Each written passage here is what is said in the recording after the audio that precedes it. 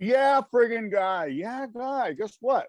It's Wednesday, November 3rd. I have Halloween candy in my mouth right now. And we missed last week because you became a father. Congratulations, David. He is 1 week old to the day. I mean, it was 3:40 in the afternoon that he came, and it's noon right now. So in 3 hours and 40 minutes, he will be 1 week old. We can celebrate, Scott. Celebrate with Halloween candy. Yeah, well, that's cool, man. I'm glad everything went well for you. And I'm stoked for you and Lauren and both sides of the family. I imagine Lauren's parents are excited as well. They're very excited. I know your parents are excited. I know your mom's excited. They're ready. They're ready. They've waited 40 years for this, Scott. That's like me catching a wave at Cardiff today. I waited 40 years. Speaking of waves, I was wondering if you were surfing last week. First of all, we were at Hogue. I think I might have sent you a photo. The view from our hospital labor room. First of all, this place, the square footage of this room was ridiculous. It was giant. And there was like 3 panel windows, floor to ceiling, overlooking Newport Beach. And I could see these swell lines. There was tons of swell running on his birthday. And so there's these swell lines just rolling in between us and Catalina, just corduroy. And I'm like, man, this is just epic to watch from here. Then it was actually, you could see the peaks breaking, the whitewater breaking. That's how good the view was. Then I'd scroll Instagram a few hours later and see all the dudes I know just getting shacked up and down Newport Beach. So it's kind of a surreal experience. Yeah, the waves were good last week, right? And kind of glassy a lot of the days, all day long. And beautiful little early wintertime run of surf. There was some south swell in that mix as well, but yeah, a lot of waves from a lot of different regions, and it was fun, super fun. So where'd you surf and what were you riding? Oh, I just surfed a couple of little spots here in North San Diego County that I always ride. And I've been riding that Channel Islands, that CI mid that Devin, Howard, and Scott and those guys over there got for me. It's 7-1. And I'm really digging it. Devin and I went through some fin configurations together, and I'm at a place now where I've got a cool little fin setup for it. And that's all I've been riding. I've just been focusing on that, kind of,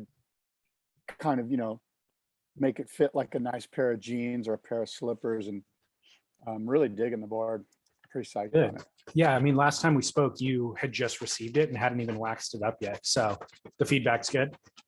Yeah, it's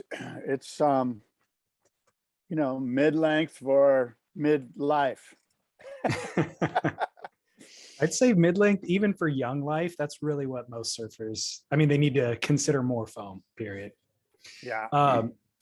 What was the fin issue and how did you solve it? What'd you go through? Well, I don't know if it was an issue, but as you know, everyone's kind of got a different feel for what they like. So I had large side bites that Devin had sent me with the board that I showed you a couple of weeks ago.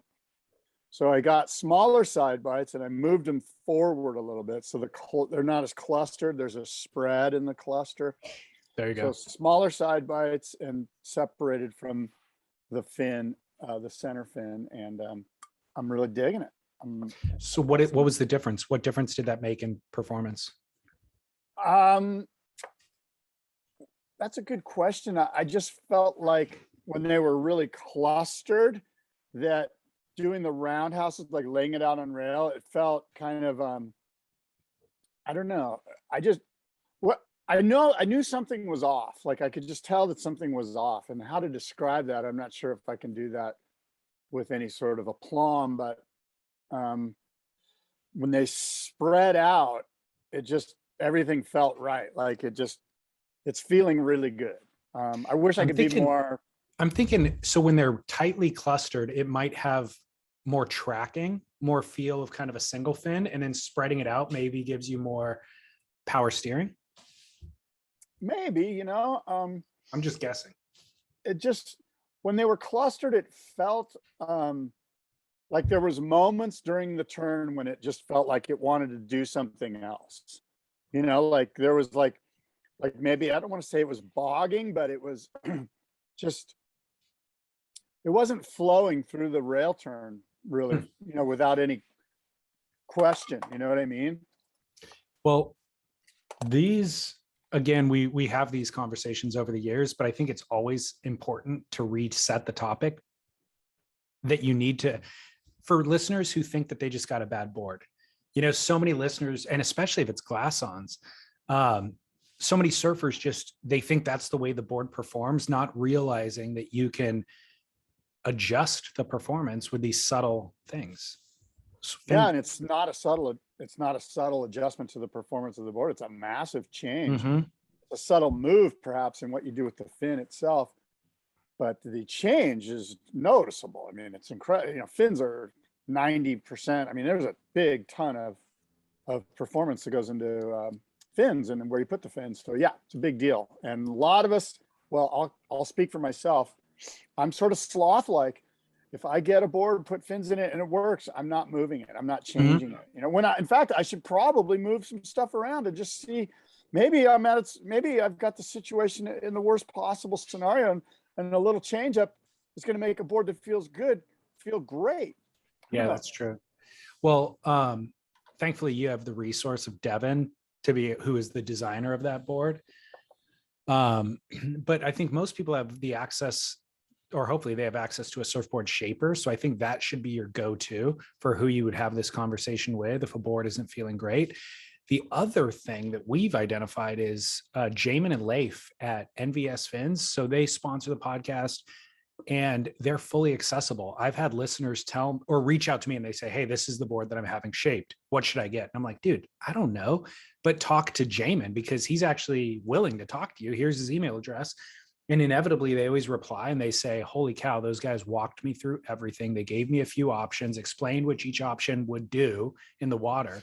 And so don't be afraid to ask questions, I think is the answer. You know, it's really interesting, at least from my perspective about NVS fins is, so I've got a drawer that you pull out and it's got all sorts of fins in it. Obviously I've got futures and I've got FCS and I've got old lock box fins and I've got futures or fins unlimited fins for the Bane box. And I've got some wacky fins. And I was looking through the fin box, my fin drawer the other day, and I came across some keels that those guys at NVS had sent me. And no other fins in my fin drawer make me go, oh my God, I want to ride these fins. I need to find a board for it. Usually it's the other way around. I'm like, oh, look at this board. I need to go find some fins. I was literally tooling around and I pulled the fins out and went, oh my God, I got to put these in something. Like, wow, these fins are sick. You know, like I bet these fins go insane. They were these really cool keels. And you know, what is that technology? The G10, is that what it is? Yeah, Apex series fins, but yeah, it's made out of G10. Yeah, Apex series. Anyway, the fins are sexy. So I was telling you about this Tim Pony Gillespie, which by the way, we were giving away on November 1st. I randomly ran all those names through the wheel. It's past November 1st. I know. So I put all the names in the wheel of names. It looks like the Wheel of Fortune thing. Wheel of names. You got to come up with a bigger. It's the website. That's what the app is called. That's not what it is. It's not the Wheel of Names. It's got to be something better, grander, bigger. You pick. It's the spin. I'm going to think about it, but it's like, okay. It's like the spin of the celebratory spin, or the spin of the spin Destiny. of something. Spin of destiny. See what I'm talking about? Bada bing. Now you're channeling some Jack Black. That's true. So anyways, Spin of destiny. I've got the board behind me. I picked the winner. He has not replied to my email quite yet. Spin again. Yeah, S. Hickson is his abbreviation for his name. So S. Hickson, if you're listening, reply to my email. Because if he doesn't, how much time do we give him? How much? It's a good question. It's a good question. Spin again. I need to get everybody riled up on this. Spin again. Come on, Hickson. So I mentioned it's a quad, and we were talking about the quads 2 weeks ago. You mentioned the word positivity. You're like, yeah, there's a positivity I always feel with quads. I heard what you said. I didn't really apply it to my understanding, but I heard the words. The very next session, those words rang true. And so the way that I experienced it, and you can kind of confirm whether or not this is what you were talking about. it's a flow, like a drive through turns. So if I was doing even at, let's say, a top turn on a thruster, there's a punctuation that I give to the turn in the last 10%, just like a zing. And then you kind of hold that punctuation for a second and then go into the next turn. The quad doesn't allow me to do that punctuation.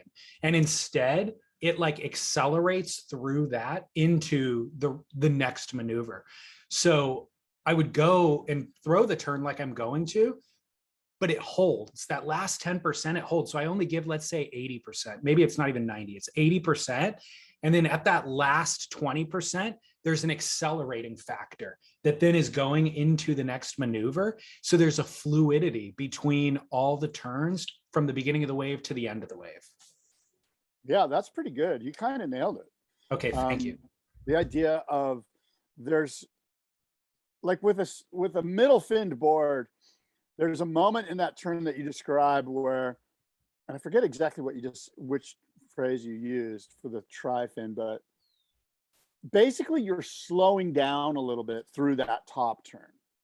And I'm being hypercritical. I'm not saying that, it's a full stop or anything. Accentuate was the word, I think. Yeah, but without a center fin, you get acceleration, and it's extremely noticeable in the roundhouse cutbacks, front side and or backside. That's where you get speed in the back third of the turn. And you're like, wow, I'm going faster now than when I started and or midway through the turn, whereas a middle finned board, usually you've got max speed right at the end of the middle part of the turn. Now I'm getting max speed through the back third of the turn. And it's pretty positive. That's exactly. Positivity is the way you described it. And that's exactly what I felt. And you're right. It was a backside turn that I was thinking of, or when I first felt it anyways, where it was like driving off the bottom, cracking what I thought would then just go into kind of like a, let it flow thing, let it kind of, I don't know, accentuate. And it didn't. It was just like my body, it kept going. And then my body kind of stayed more upright because of it. And before I knew it, I was in a bottom turn. I was like, whoa, that had like a lot of energy through that I'm not used to feeling. And then, I think it's actually better for my surfing almost. Like it forced me to kind of stay in control and positive throughout all of it. And then that little epiphany, then it's like I approach each wave differently now. Now it's like I'm going for the complete ride rather than trying to like flare out one turn. So anyways, I love it. Well, I'm into it. That's the beauty of having a bunch of different boards. And really, it's sort of the journey that we go on when we have different boards. Like right now, I'm totally involved in a center finned type of surfing. I'm enjoying it. I'm loving what this 2+1 mid-length is doing for me right now. In 6 months, I might be so all about a 510 quad fin that's just got so much spark and has a sixth gear, goes into a gear that's I've never felt before. And, and this journey, these different feelings that we get from these boards as we try different boards and go through our surfing life is kind of, it's fun. The journey's fun, and there'll be another time when I'm like, I've actually been riding a longboard a lot on the smaller days, which I hadn't been riding in a long time. And I forgot how much fun it is to nose ride, I mean, it's just all cyclical, it kind of depends where you're at in the journey. Yeah, it really does. I agree with doing it the way that you've been doing it though, where it's like commit to a board for a month at least and really try to like go through the gears of that one board. Which I've been doing since we've been doing these board giveaways. I want to give the board its due diligence, but without that purpose in my life, I find myself like, I'll load 3 boards in the car and then I go to the beach and I make a decision. I'm always just kind of, I don't know. I like having a purpose, Yes, you have a board purpose. Good man. I do. My life is full of purpose now, Scott. I love it. Austin, is it Austin? It's Austin Lee. How do you feel about the anonymity of your child? You've got sort of a I would like to public preserve persona, it. but believe it or not, I would agree with that. Preserve it. Don't, maybe we shall never say his name again from the henceforth. Maybe I gave you a fake name. It is fake. This was a good move. We all know it's not really Austin. I do know his real name and I won't give it up, although it is a tool from one of the aisles at Home Depot. It's a great question though, right? Like, Yeah. I mean, especially you and I touch on Facebook every once in a while. And when you realize all of the privacy that we gave up unknowingly or willingly, but not really understanding the implication of it, what it would be 10 and 20 years down the road, you want to kind of go back in time and hide some of that stuff, you know? Like the metaverse, we already exist in the metaverse. And all that we did was sign up for an account one time, a long time ago. You know what? I absolutely despise Facebook. I know you're getting I so deranged about it. I hate it. I think it's the worst on a bunch of different levels that I'm not even sure I understand. But I'm anti, and I've got friends that aren't on it, and I'm jealous. I'm just like, God, you're so smart for being digitally underground, you know, being remaining sort of analog. A buddy of mine came over with a flip phone the other day, and I was just like, oh my God. It was They like a make gold Rolex watch. I they was like, make a that's the phone. yeah. They make one that is just for phone calls and a couple of other little fundamental things. It's a modern phone. So it's not, doesn't have the antiquated whatever tech of that flip phone. It actually has all the modern everything you need, That's what except this was. okay. This was a Oh, new okay. phone that he just went and bought at, like, you know, Joe Blow's digital store, you know, like he Yeah. went in there and goes, I want a burner. I don't want anyone to know the number Yeah. but my wife. Right. And you can text, but it's like you got Yeah. to Yeah. Yeah. use Yeah. like the PQR numbers. Like Exactly. it's old school still. And it's not connected to Wi-Fi is the key. No. Um, when there was, I forget, during the election cycle and hacking and all that, I forget the exact name of the company, but the company that was collecting all the data, Yeah. they did like an expose on the way they run their business. And they had on average 10,000 data points per American that they had just scraped off the internet. This wasn't like going in through some back door and getting your social security number. This was just things that most Americans had posted about themselves at some point or was publicly listed. And this company just created this spreadsheet and algorithm to collect all of it and store it and then use it to Yeah. provide critical data to advertisers so Well, that they could advertise to you and I. I'm no tech expert, but a lot of those 10,000 points of light, if you will, or points of darkness in this case, simply comes from the GPS that's associated Yeah, with this. of course. So they're just like, oh, this guy goes to Vaughn's every Wednesday to buy cream for his coffee, you know? Like Yep. it's just ridiculous how much stuff they can Start selling or start sending him advertisements for cream on Tuesday night so that we can sway his dollars, you know? Yeah. And it also, it wasn't just your digital footprint. It was actually facial recognition stuff that it was collecting. So of all the images, it then had this separate part of their business that was doing data recognition, that was building out the data center essentially for cameras to be able to be used for police departments. So they were doing these preliminary like beta tests with various police departments who would have security cam footage from a robbery or a murder or whatever. And it was just their facial recognition software wasn't good enough to identify the criminal because it was like either a grainy camera or just like a partial part of their face. But they sent it to this tech company, and the tech company's data was so sophisticated because of those 10,000 data points that they were actually able to identify stuff. And they were even going into cold cases, stuff that they hadn't solved from 10 years ago. And like, here's the imagery we do have. And that tech company figured it out instantly, and they're making arrests based on it. They're like, there's only one guy that has a chop hop hairdo. We've narrowed it down. We found our man. And the word chop hop had been identified this many times in this podcast. They triangulated Lordy. the info. Well, so you can bring me up to speed if you'd like on things that have happened in the surf world in the last 2 weeks.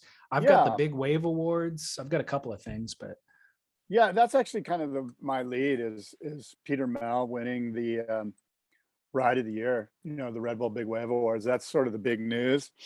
So, you know, you and I, we heaped tons of praise on Peter, as we should, based on, you know, that ride actually made our list. Listeners might not know this, but David and I have a list of the most iconic waves ever ridden. in the history of the world. And that wave's on the list, you know. And there's waves like Mike Hinson at Cape St. Francis, and Brock Little's Waimea Bay Barrel, and the Tom Carroll Snap heard around the world at Pipeline, and Laird Hamilton's Millennium Wave. But Peter Mel's Behind the Ball paddling Life Changer Mavericks wave last year is the most current wave that's on that list. And that list needs to be trimmed down. But congratulations to Peter Mel. And look, there were some other winners as well, but that was the big winner. I'm curious to know, how much did he win? I couldn't seem to find out how much he won. Do you know the amount of money that he won? I do not. Is this the same? So this was the Red Bull Big Wave Awards. Is this the same award ceremony that used to be the XXL Awards? I believe it is, yeah. I believe it is too. So did you watch it? No. You didn't watch the ceremony. No. Did you? So we talk about how subjective these things are. By the way, we can't even figure out how to measure a wave. So how are we going to identify who had the biggest wave, you know? And Pete's Well, this was wasn't actually the biggest. It was the ride of the year, which is a little easier. I mean, that also is subjective, but it's a little easier for us to just say, you know, like weird. That's the ride of the year because it just looks like the ride of the year. Exactly. Yeah. Yeah. It's weird. It is more subjective, but it's easier.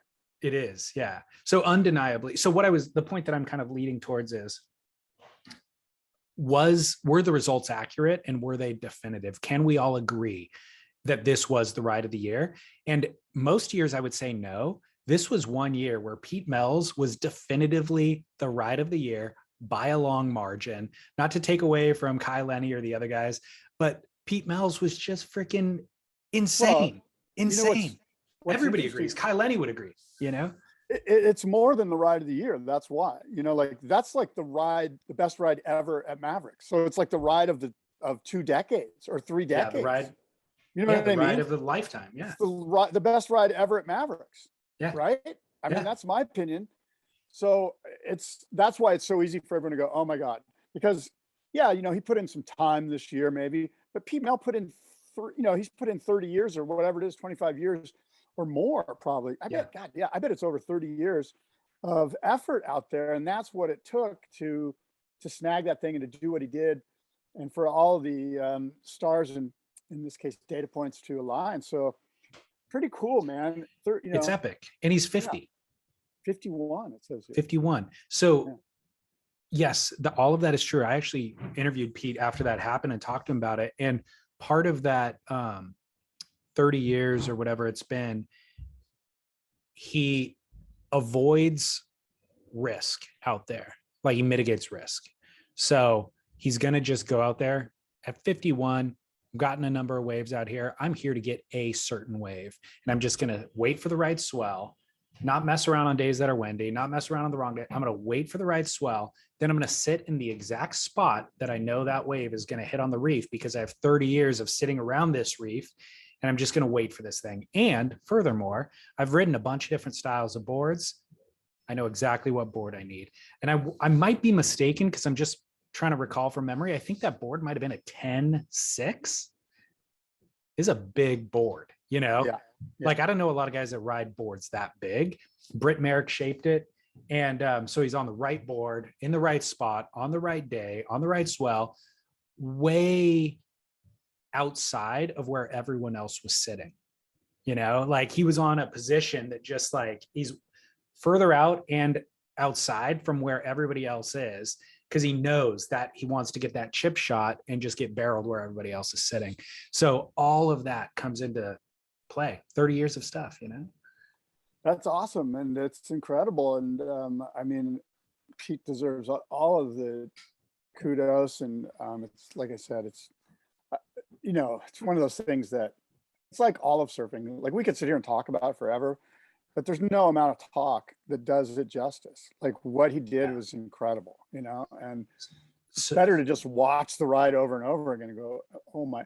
And it's also one of those things where it's only a surfer knows the feeling. Like you got to be a surfer to understand how heavy it is. You know what I mean? Like my mom's not going to let you know, say, oh yeah, did you see the big wave? But when you're a surfer and you've challenged yourself, and I don't care if you're challenging yourself in 3-foot waves or 35-foot waves, you understand that there's a limit to where you can go, and that's, in this context, it's all obviously relative, and it's There's just, no putting it into words. there's no putting it into And words, and here I am trying really hard.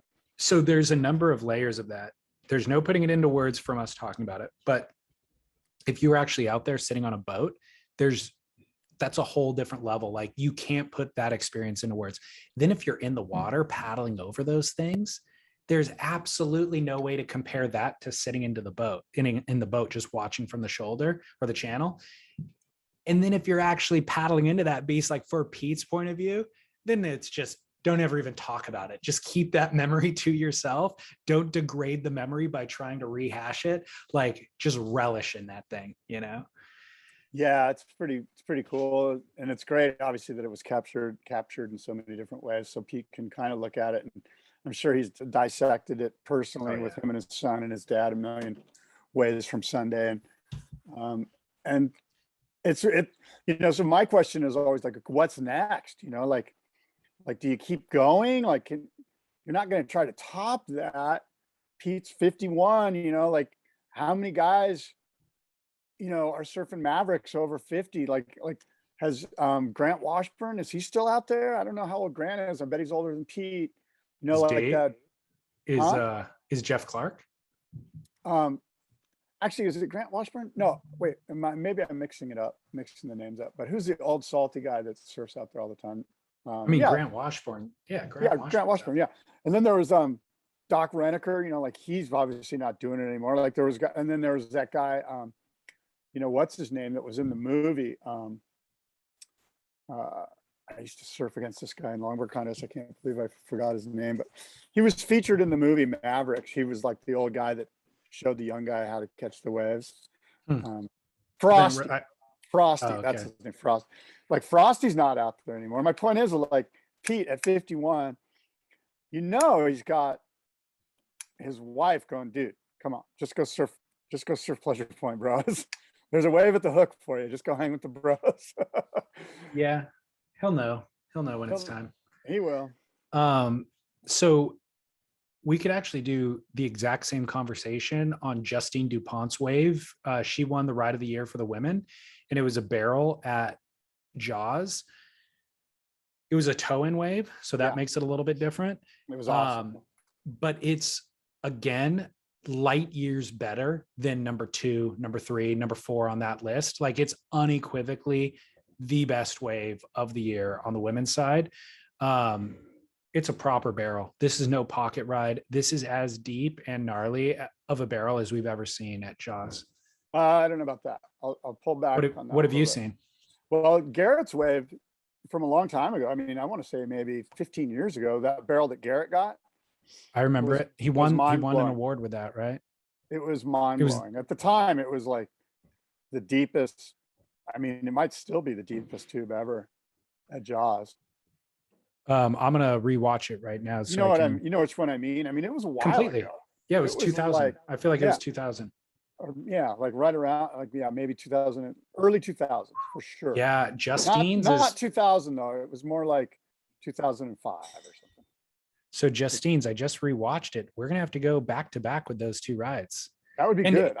Billy Kemper's 2 or 3 that he's gotten out there are in the running as well, and his were paddle waves. Yeah, his were paddle. Was Garrett's a paddle wave? No, it was a toe wave. Garrett's was a toe wave. Yeah. And it was one of those ones where you're like, he's gone. There's no way. Oh my God, you know what? This thing's funneling it. And he just got spat out and just went full Garrett out on the shoulder. I mean, that wave is just so perfect. It's crazy how big and perfect it is, Yeah, which says a lot about Pete's wave at Mavericks too, because I mean, there's so many the elements at Mavericks are just so gnarly compared to Hawaii. Yeah. I talked to Derek Dunphy. I'm going to publish a podcast with him this week. And I asked him, like, what's the gnarliest big wave in the world? And he didn't have an answer, but for each spot, it has its own gnarliest in the world aspect to it. And so for Jaws, he was saying it's the wind, like that wind, even when it's perfect, there's so much wind out there that the locals who surf it all the time, they know how to, like Billy Kemper, for example, they know how to use that wind to their advantage and paddle in to the chop at an angle that they're actually like driving off the chop to get into the position. Whereas Derek couldn't run that calculus in his head. So he ends up hitting the chop and getting pitched and stuff. And so, but then Mavericks, on the other hand, has that pitching bowl that Pete Mel knows how to chip into and then benefit from, whereas other guys might just be they're paddling into the thing. They don't even see that bowl coming and they end up getting pitched on the takeoff or free fall dropping or whatever.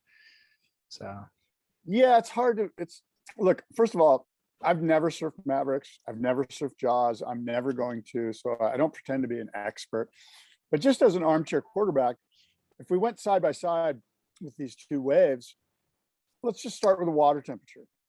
It's obviously butt cold to Mavericks.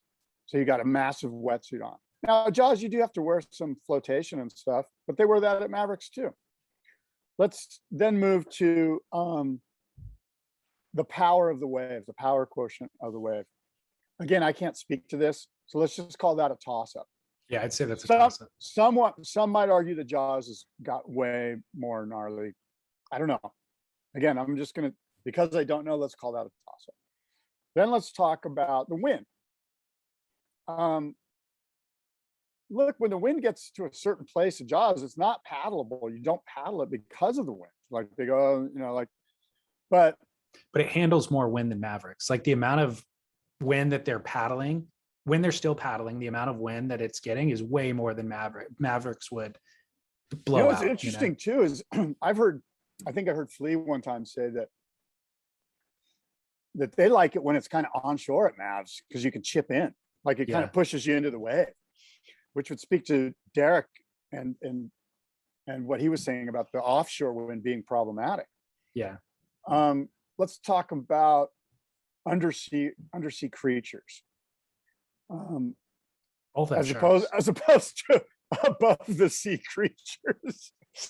Let's talk about creatures under the water. I think that's a toss-up.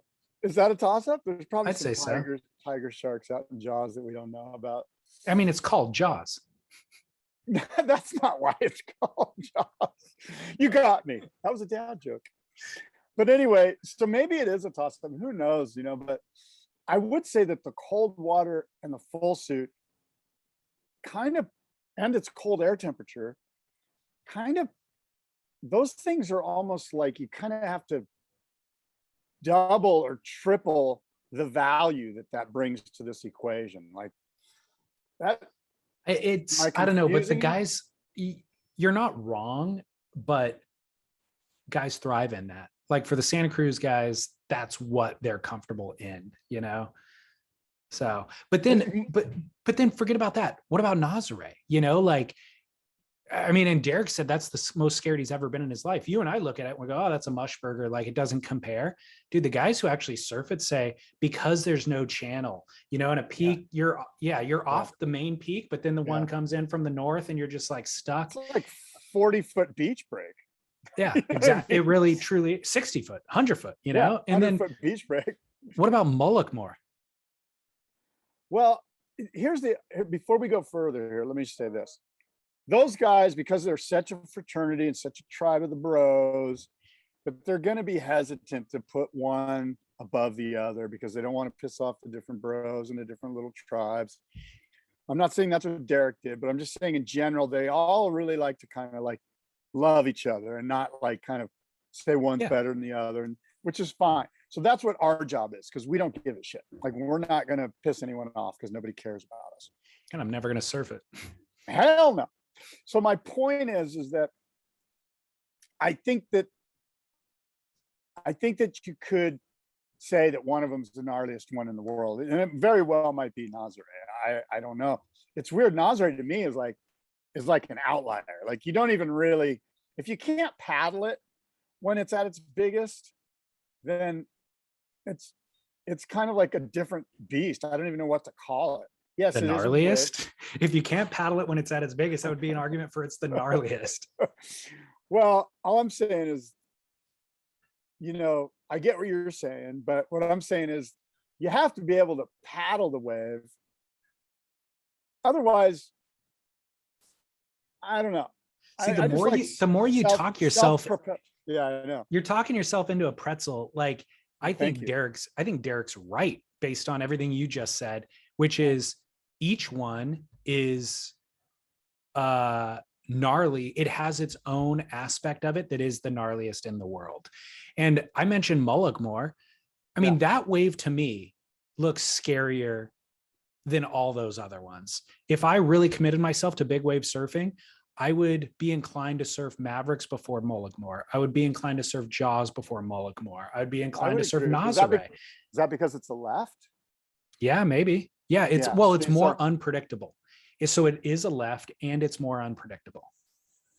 And it could be argued, again, you and I don't know this because we've never surfed there, but from what I see, it looks shallower. Like at the moment of crucialness. Yeah, at the moment of crucialness, it's, probably 3 feet deep. So it's a slab, like a long slab, essentially. I don't even know what the name is. It's a long slab. It's like a long reef break. Mullaghmore.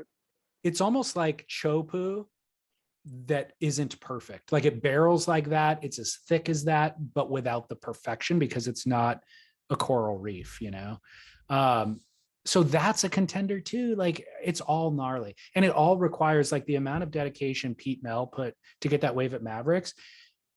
He couldn't replicate elsewhere. It's unique to Mavericks.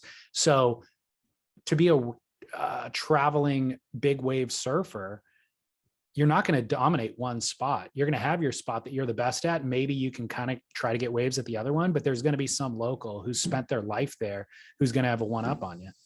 Tom Lowe. Yeah, there's also this thought that, like, as surfers, it's been drilled into our brain since the very first issue of Surfer magazine that we're in search of the perfect wave. And so when you look at it like that, Jaws is the most perfect big wave. Yeah. Like, okay, we can go to Mullaghmore. We can find some hideous thing in Southwest Oz that like breaks on a negative tide and 6 inches of water and goes inside out and vomits on itself, but it's just not a very good wave. But okay, it's gnarly and it's 30 foot, but really, so there's like, do we put it within that context of what's the most perfect 35, 40 foot wave, 60 foot wave? Certainly Jaws wins out. On the other side of this equation too is guys like Derek. Every guy has had a bad situation at one of those spots. Like there's a guy who's almost died probably at Mullaghmore. That'll be Mullaghmore is the gnarliest, in that same session, there'll be a guy who was surfing next to him. It'll be like, internally, he'll be like, I almost died of Jaws. So he'll be like, I'm raising my hand for Jaws being the gnarliest. So it's almost like wherever you have the heaviest situation, that's the one where you're individually leaning towards calling the heaviest wave. And so, that throws a lot of wrinkles into the equation. Yeah, it really does. I want nothing to do with any of it. It's not even surfing to me. It's a totally different thing, No, I was just riding like the most soft, crappy reef, wind swell, gray onshore, like, with, like my experience is so far removed. Now, luckily, back in my 20s, I did, attempt to ride some pretty big waves, but nothing like what we're seeing these guys do. But I've put in enough energy into it. I've owned 9.6 surfboards, numerous times and gone to Puerto Escondido and rode those waves. And it's a young man's game. It's mind blowing that, I guess it's not a young man's game, right? Look at Pete, 51. And a lot of these guys like Twig Baker. I mean, Twig Baker's got to be in his mid 40s. I bet he's getting close to 50. Easy, right? For sure. And Dorian, I think Dorian maybe has hung it up. I don't know. But well, even you though, talking about Puerto Escondido, your goal is to get barreled. And I guess those guys are getting barreled on Mavericks and Jaws now, and those girls. But I understand that pursuit of yours because me surfing the local beach break, I want to get barreled. And so Puerto Escondido is just a more intense version of that. When I was growing up watching guys drop in at Mavericks, there was nothing relatable about that to me. My goal wasn't to go out at my local beach break and drop in straight down a wave and kick out, So when I look at them doing it at Mavericks, I'm like, that is crazy, but that doesn't look better than flaring the fins out to me. I'd rather just try Yeah. to flare the fins out, you know?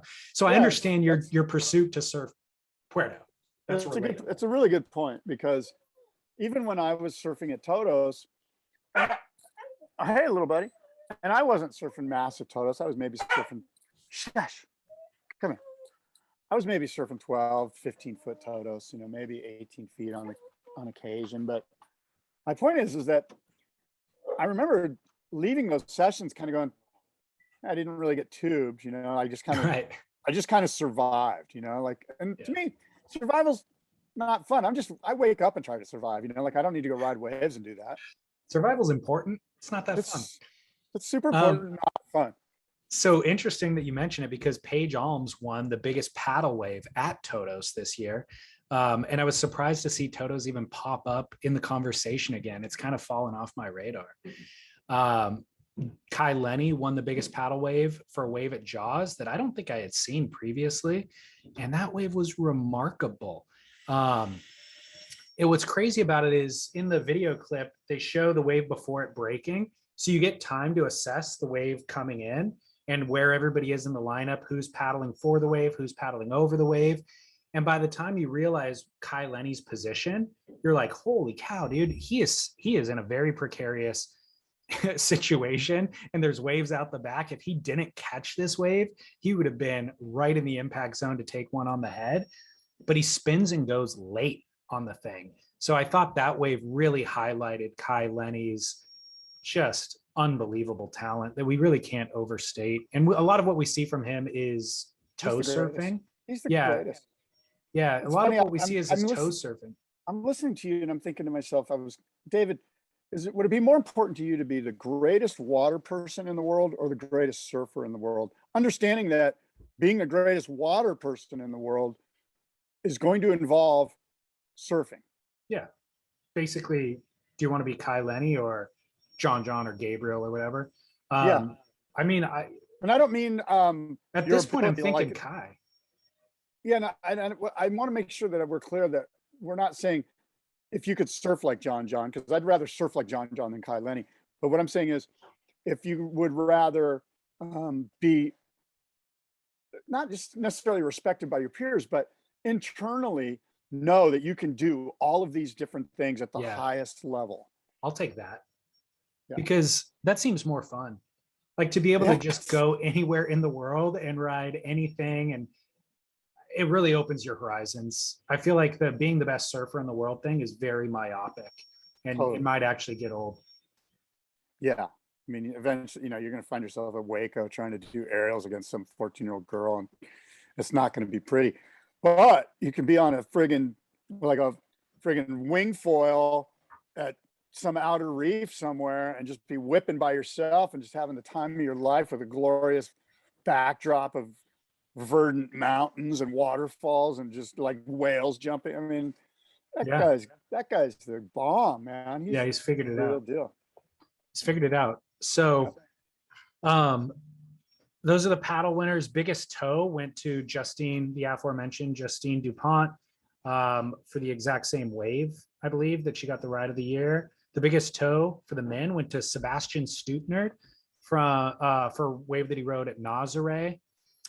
Performer of the year for the women is Justine Dupont, and for the men is Kai Lenny. I think those were foregone conclusions. Kai Lenny's name appears on every list multiple times. For every single category, Kai Lenny had multiple entries. So, of course, he would end up being the performer of the year. Unreal. Should we take a bathroom break, Scott, and then come back? If you need to go, I'll take a break for you.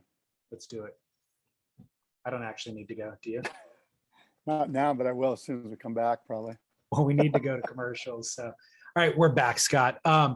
So there's a couple of other things. The Vans digital Vans triple digital, Crown digital. I don't know. The digital Triple Crown of Surfing returns to the North Shore this December. We started this last year because of COVID, and it's basically takes place at all three of the same historic venues, Haleiwa, Sunset, and Pipe. Surfers submit their rides online. They have 1 month window. I think it's 4 weeks, December 21st through January 21st, to collect clips, submit them on the website. I think it's vanstriplecrownofsurfing.com, and anybody can win. This is the great thing about this. Do you want me to get this dog? Is this dog bothering you? I mean, yeah, I mean, if he's going to go for 20 minutes, get him. But if he's going to stop, no big deal. Let me bring him inside. Okay. There's a gardener out there. Oh, gotcha. The Vans Digital tripled their crown of surfing. Go Yeah. ahead. So anyways, listeners, we'll cover it as people start submitting rides, but that's something to look forward to. I'm curious, did you watch Kolohe Andino's opus, Reckless Isolation? I read about it. I didn't watch it. I want to watch it. I've actually had Indo on the brain myself. I've been thinking about going off season, but tell me about it. I read all about it. It seems like it was a cool thing. He threw a bunch of dough at it. Him and a bunch of his friends went on a boat trip in Indo during COVID and scored really good waves basically by themselves, and they all filmed the shit out of it. And then he bought all the footage and he put together an incredible movie with a really good soundtrack. And he got a bunch of merchandise together and decided to take this film on the road. And they've traveled around and they basically showed this film a lot of cool places. And they gave away the merch to kids and guys like me that are looking for free merch. It was like a big, kind of like, hey, I haven't left, man. Check out me and my friends absolutely killing it. And I imagine, just based on the fact of the talent that they got together and the waves that they got, that the footage is mind blowing. It's a throwback to a traditional way to boost one's profile, to stoke out the community, and to release a film and tour a film. So it's about 45 minutes in length. I was going to call it our must-see moment 2 weeks ago, but I instead gave it to Justine Dupont for that ride at Chopu, where that bodyboarder gets thrown over the fall, tries to burn her, and then gets thrown over the falls, instant karma style. But the Kolohe thing is actually a more worthy must-see moment because of the amount of effort that went in. So I watched the film back then a couple of weeks ago. I think it's fantastic. I think the reason why you haven't watched it, if I had to guess, is that it's a 45-minute surf film, right? Yeah, absolutely. No, it's not that. I'm down. I'm down to watch it. Okay. I've been kind of out of it. Like Okay. I've been busy. Yeah. I'm Well, putting together a guitar show, David. Headstock Guitar Lovers Festival. See my shirt there, bros? I thought it was a soccer jersey when you first got on. No. To look like that same kind of material, Ted Lasso, eat your heart out. So so the idea, the Kolohe kind of bucked the trend in this respect of doing the 45-minute film, committing all the resources to it, and then also touring the thing. So not only was touring not possible because of COVID, and this was kind of the first foray back into social gatherings, but it was also not the trend for a very long time. Just, like people just they just release the films online basically. But as a result, it was tremendously successful. It seemed that everybody was eager and ready to get back together.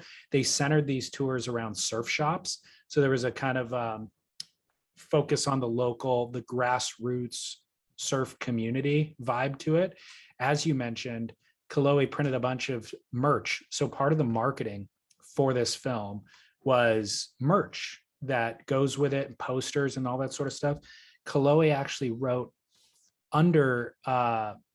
that for $40,000 and then gave all the merch away for free. Did not sell a single thing. He also financed the film to the tune of $250,000. So the surf trip, buying all the footage, doing the post-production, licensing the music, all of it. It's a tremendous effort. And so the article that you're referencing which was done by Sam McIntosh interviewing Kolohe on stabmag.com. He talks about Kolohe's contract is up for negotiation. So he was with Hurley for all these years. Hurley's probably not going to renew because of their, selling the company and all that. And it turns out there's a bidding war. and they couldn't really go into details about who it's between and what the numbers are. But because Kolohe was an Olympian, he's boosted his profile through this latest effort. It's now at a perfect time for this bidding for when he needs to renegotiate his contract. Yeah, who do you think it is? Well, interestingly, Sam mentions Quicksilver and Billabong in the article. He See, only mentions them to say, hey, these are both owned by the same company now. That's what I'm saying. How can you bid against yourself?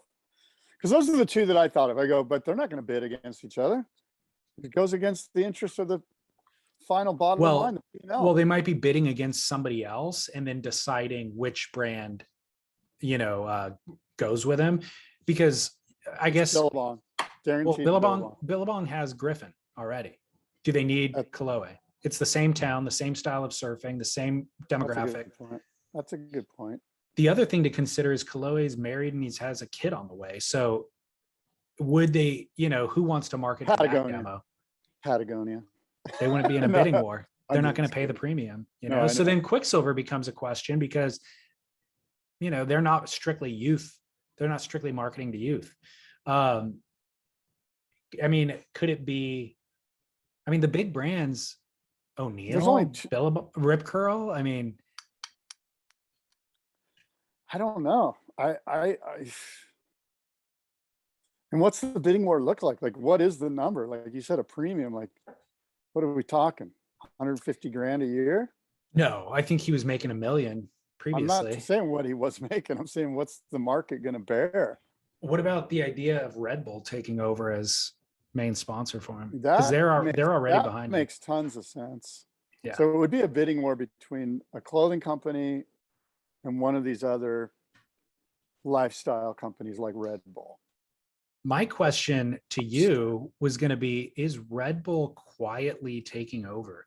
Like, I just asked you, hey, is the Red Bull Big Wave Awards the same thing as the XXL Awards? You're like, I don't know. I think so. Yeah, I think so too. They did it quietly. There was no overt, because it's kind of ostentatious or I don't know, gaudy to step into a space, spend a ton of money and be like, hey, we're here now. We're taking over everything. But they've quietly done it by paying their athletes more than anybody else is willing to pay them. So Julian Wilson's psyched out of his mind. Kai Lenny's psyched out of his mind. You could just leave it by the fence. Okay, whatever. Are you having milk delivered from Amazon or something? The cleaning lady's trying to throw away everything in the backyard, and I was going to do it for her. And then also, funding this film. So they're not just potentially in a bidding war for Kolohe, but they're actually behind the film. And by the way, not funding it. Kolohe funded it, but they're distributing it. Offsetting costs and distributing it. They actually got behind the tour. So they hired a number of people to help him run the tour, find the venues and all that security, whatever, all sorts of whatever goes with that. And it's available on Red Bull for free, So I think the name that pops up is maybe it's Vans too. Vans. I'll close it. Okay. Thank you. Yeah, it's fine. Thank you. Bye. Have a good day. Vans maybe?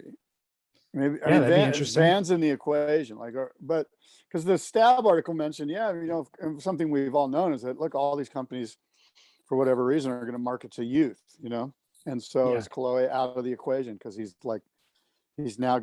a dad, which is really fucking sad. Excuse my F-bomb, but it's really lame that surf companies are still have that sort of paradigm. But surf companies are limited in their understanding, and that's why a lot of them had, no offense, filed BK, and a lack of diversity is kind of what it comes down to. If you have in the boardroom, in all the decision-making rooms, a diverse board, then you start marketing and catering content and product towards a diverse clientele. And the surf world had actually maxed out who they were selling product to. Surfers, and people who want to be surfers or look like surfers. And that is a limited number. They hit a glass ceiling. They had no idea how to pivot or how to adjust. And the companies that turns out, have thrived, And what so about Viore, maybe it could be somebody like Viore. No chance, dude. They don't have the budget. How do you know? They just got massive funding, Viore. Did they? Yeah, Google. Do they want to buy podcast advertising? My point is like there's probably something that we're Massive missing. funding. Massive funding. Just say massive funding a bunch of times, and the algorithm will kick in. The data points will line up. I mean, massive for a small brand or massive? Massive, like awesome quantities. Massive meaning I'm going to see their ads on Instagram, or massive they're going to be, supporting NBA Let's players. Google. Kind of a thing. I just saw it, and I'm going to look. I got, like last week or something, I saw that they got some new funding. I'm going to just Google. But there's probably a brand that we're not thinking about. Oh, I'm sure there are. Yeah. That's blowing up. But Red Bull's a great call. Red Bull's the one that makes. Okay, so here's an article from Retail Dive. It says Viore. Am I even saying that right? Viore. I have no idea. Viore doesn't need the 400 million it just raised. How founder Joe Kudla approaches scale and profitability. So thank you. Yeah. Have a good one. Yeah, 400 is massive. Yeah. Congrats. So I mean, are they? Because here's the deal: they sponsor Taylor, Knox, and Rob Machado. Yeah. See, I thought those guys They're maybe were involved in the company. Space, and they're dads with kids, like teenagers. I mean, it's athleisure. Athleisure is a hugely growing category. Yeah. And that's all we are. That's really what you and I are. I mean, perfect. You nailed it. That's exactly who they should be getting is Kolohe, because he's younger than those guys that you mentioned. Yeah, he's got 15 years. And he's still on the ascent. Yeah, he's on the ascent. And even when he plateaus, he'll just be beginning to start doing yoga and taking the kids to the ball game and blah, blah, blah. Boom, done. We solved this for everybody. Congratulations, Viore. We got somewhere for you to spend your money. You're welcome. And we'll bill you for this campaign later. You know what? Some free yoga pants. By the way, somebody once told me, they go, what's the greatest invention in the history of mankind? Somebody said the wheel. And then somebody said fire. And somebody said, nope, yoga pants. And it's hard to argue with that. Why? They feel that nice on you? I got a pretty good dad joke for you. You ready for this? Yeah, let's hear it. A band of circus performers come together and attack you, David. What do? I have no idea. You go for the juggler. Solid. I shouldn't have laughed. I shouldn't have laughed at that. That was an insincere chortle is what that was. It was very insincere. So the other interesting tidbit that I got out of that article was Kolohe sober. That was weird. Like it was placed in a weird spot, and it seemed like Kolohe didn't really I don't even know why it was brought up. But he was basically saying, hey, yeah, I'm sober, but I don't drink anyway. So it's kind of like, okay, if you were never a drunk, why are you raising your hand and saying you're sober? Because it can be inspirational or aspirational to youth. I mean, are you sober? No. All right. What is that? My point is, it doesn't fucking matter. Nobody cares. Well, it does. I care. I thought it was interesting because I think it will affect his performance as a competitor. It'll affect his mindset. I think it's just interesting. Yeah, but it suggests that he was on some sort of bender. I didn't think it suggested that. And he even said, I was never on a bender. I never had a problem. That's why I thought it was weird that he had to throw this caveat around the conversation that, oh, by the way, I'm sober, but I never had a problem anyway. Well, maybe the word sober is the problem. See, I'm interested in that too. Anytime anybody talks about, like this week, Gabriel Medina revealed he's vegan, and or he's a vegetarian anyways. John and Kelly are vegan. Those are interesting things to me. I want to know why. I want to know how it's affecting them. And so I think maybe sober is the triggering word here, because Kolohe, he's choosing not to drink, and so that'd be one thing for Kolohe to be like, look, here's my dietary regimen. And part of it is I avoid alcohol because I didn't like the way, and he says, because it was making me, I didn't like the way that I felt the next day. And that's important. Yeah. That's why I was confused, because the word sober suggests that you went on like a 3-month bender and you lost your life. Right. No, Kolohe explicitly said that did not happen. And you're right. He did go, hey, I don't even like using that word. And that's why I'm like, why'd they use the word then? Yeah. Well, but I did like hearing it. You know what I mean? I liked hearing that Kolohe is I mean, making no one all the ever, decisions towards his personal health and well-being. right. And no one ever once thought, oh, Kolohe's blowing it. Like that's never come into the equation. Like Yeah. that's not a part of who he is. I've always thought that he was 100% professional all times. I'm sure he is. I think it's okay to normalize the conversations. And I think that it's good for kids to be able to read that article and see that Kolohe made that decision before he had to reconcile any, confront any issue in his life. Yeah. Helmets, Mikey C. Helmets. Did you read this article? Yes. I wouldn't have even brought it up except for the fact that I had just talked to Derek Dunphy, and a lot of that conversation is about concussions, because he's the reality. He suffered from them, and the reality is, once you identify this stuff, it's too late. Like, to wish that you could take back your youthful bravado because you might not be able to have a conversation with your grandkids in the future or tell them the stories about your youthful bravado is a very, very scary prospect. And so Mikey C on Stab is doing a couple of articles where he's talking about wearing a helmet now because he had a minor incident that turned out to be significant surfing in Costa Rica, where he tried to do a fin and tried to do an air and he knew he wasn't going to land it. So he kind of kicked his board out and the leash rubber banded it back at his head, lacerating his head. And he thought that was the extent of the injury. And then it turned out he started suffering these other effects, long-term effects, because of the head trauma. So now he's wearing a helmet, not just in big waves, not just in barreling waves, but he's kind of wearing it now all the time. What are your thoughts on this, Scott? What are your thoughts on wearing a helmet? And have you ever suffered a head trauma while surfing? I don't think I've suffered head trauma while surfing. I think I would know it, and I haven't. Good. As you may or may not be aware, I wore a helmet for years. I remember you telling me.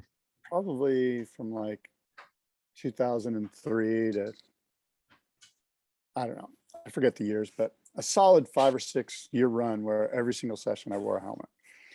And that's one of the things that I find interesting here is this idea that they sort of throw it out there. I'm trying to find it because I was reading this before we went online. And there's something here about I wear a helmet when it's gnarly, which in my opinion, if you're going to wear a helmet, you got to wear a helmet. Like something could happen to you in 2-foot waves. You know what I mean? Like you can get head trauma in 2-foot waves. Yeah. And so, in fact, one of the reasons that I stopped wearing a helmet, which is sort of silly, was that at one point I would go surfing and my helmet would be in the back of my truck and I wouldn't put it on. And I'm like, if I'm not going to put that thing on, then I'm just going to get rid of it.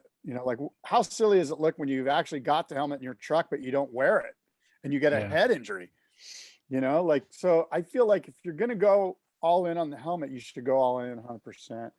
But look, it can be uncomfortable. It's a little bit, it sort of constrains you a little bit. You don't get to do the hair flip, which I'm really good at. There's a lot of, and when it's hot and warm and tropical, it feels good. Not, a lot of reasons to not wear one. I'm advocating for it. I think it's become commonplace on the mountain when you're skiing and snowboarding. And when I was a kid, it very much wasn't. And I could see the same thing happening in surfing, maybe a little bit slower in surfing, but I could see the same thing happening. And I think that's a good thing. I think we talked about it. There was a girl named Becca Speak who hit her head in a wave pool, I think in Waco. And her speech, she had to relearn how to talk. Like she was posting Instagram videos. This is a professional amateur. Like she's sponsored by Billabong. I think she was 14 or 15 when she hit her head. And then she's taking to Instagram, stuttering, slurring her speech, not being able to form sentences. And it's like, it's not worth it. Protect against that at all costs, And Mikey, again, his injury wasn't in big barreling waves. It wasn't hitting a reef. It was something that could have happened to anybody. And he's a great surfer too.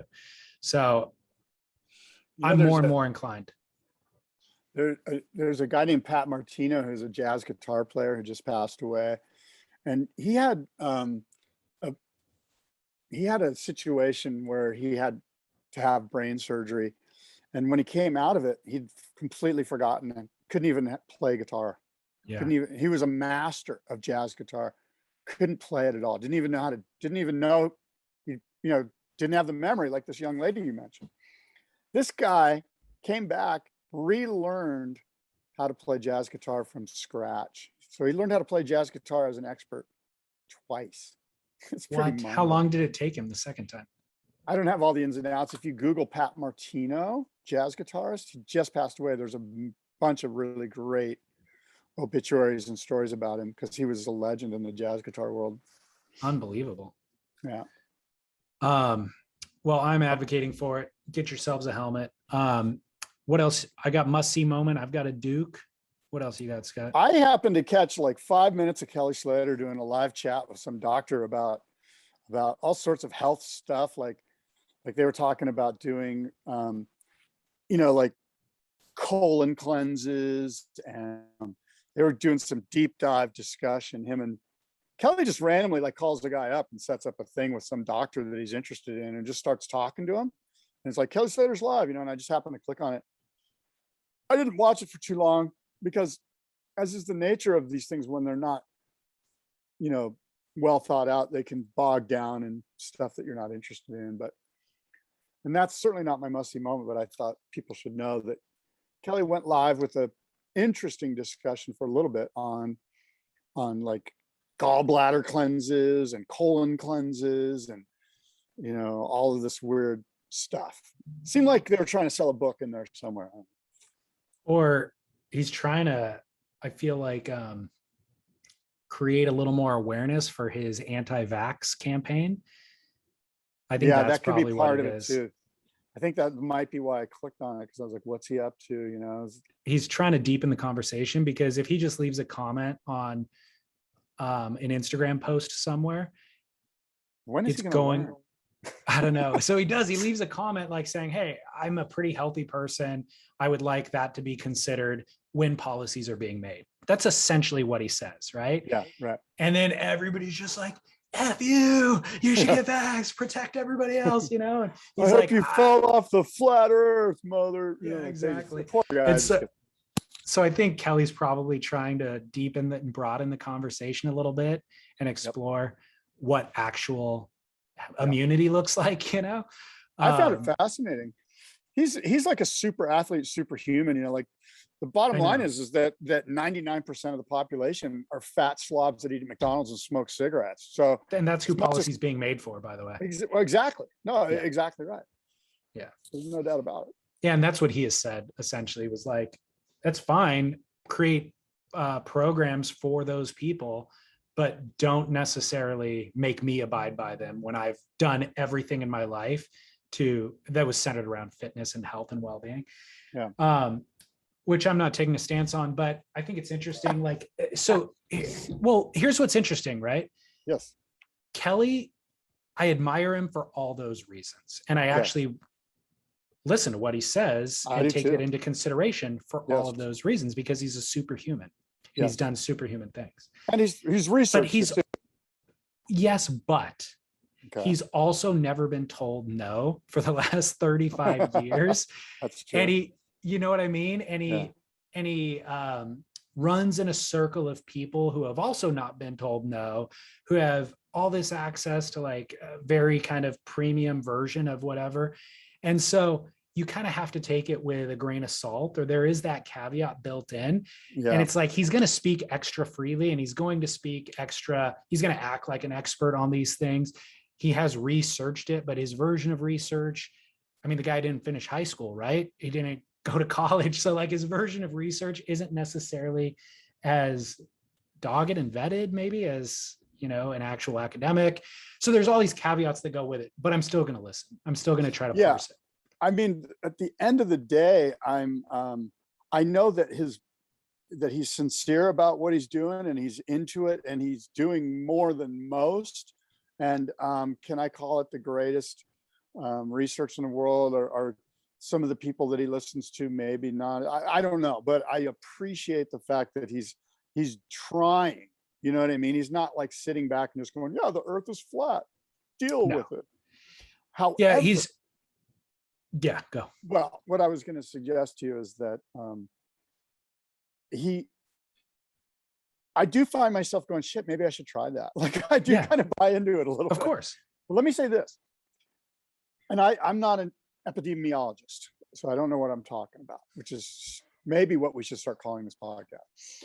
But if Kelly got COVID and he was fine, he's so healthy, you wouldn't even know it, but he's carrying it. He can pass it on to one of his loved ones who's maybe is eating McDonald's and smoking cigarettes or already has health conditions. And he doesn't even know that he gave that person. So it's not about you, Kelly. It's about the person you're about to give it to. We know you're going to survive, but we're asking you to get the vaccine. Now, maybe, I don't know, because maybe the vaccine doesn't matter anyway. If you're going to get it, you can still pass it with the vaccine. See, that's where I don't know what I'm talking about. So I'm going to shut up now. In fact, well, no segment. No, but I mean, it's interesting because that's